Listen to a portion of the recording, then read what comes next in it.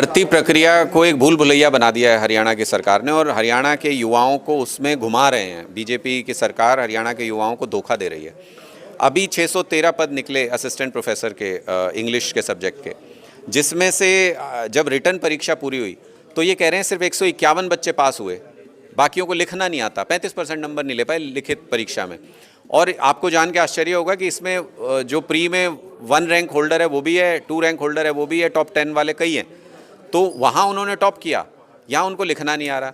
तो भाई लिख लिख के ही तो 8वीं 10वीं 12वीं ग्रेजुएशन पोस्ट ग्रेजुएशन पास करके आए हैं, बिना लिखे थोड़ी आ गए। सीधे थोड़ी सैनी साहब की तरह मुख्यमंत्री अपॉइंट हो गए बिना लिखे पढ़े कुछ भी।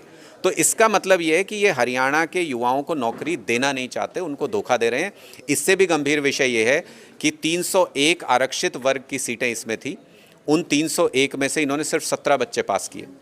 अगर ये आरक्षण खत्म करना चाहते हैं तो खुल के बोले ना कि बीजेपी आरक्षण खत्म करना चाहती है, फिर इनको जवाब देंगे लोग। इस तरीके से बैक डोर से आरक्षित वर्ग के युवाओं को नौकरी से वंचित करना, ये तो धोखा है।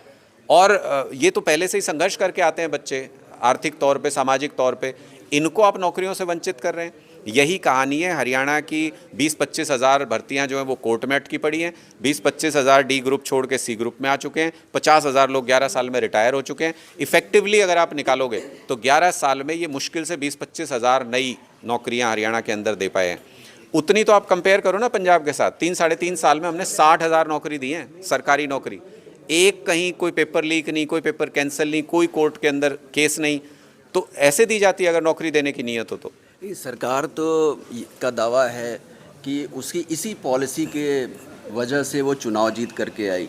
मेरिट पे उसने नौकरियां दी हैं, बिना खर्ची पर्ची के दी हैं। लेकिन आपका आरोप है कि उसमें देखिए, मेरिट की तो बात नहीं करें। मेरिट पे तो मुख्यमंत्री तक नहीं बना हरियाणा के अंदर, मेरिट वो भी सिफारिशी हैं।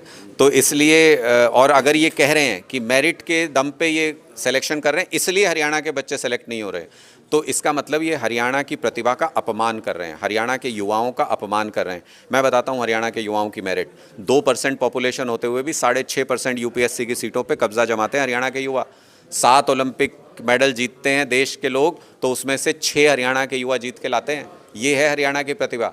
और ये अपमान कर रहे हैं हरियाणा के युवा का, ये कह के कि उनको लिखना नहीं आता, वो 35% नंबर नहीं ले सकते। तो इसका मतलब ये हरियाणा के युवाओं को ना नौकरी देना